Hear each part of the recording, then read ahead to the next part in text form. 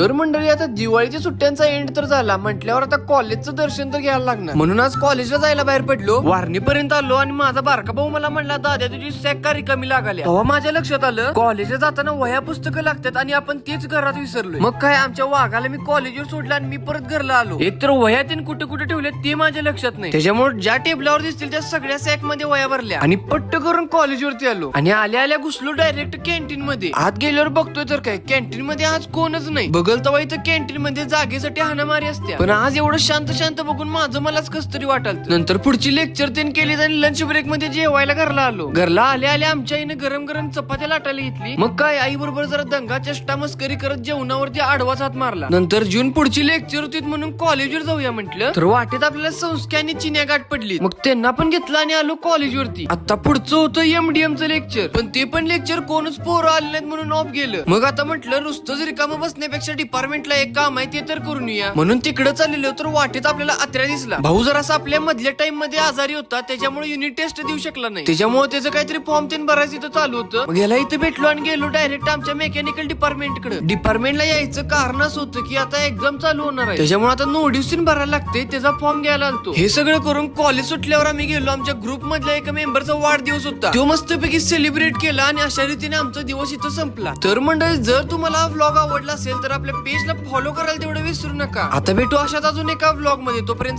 Bye bye.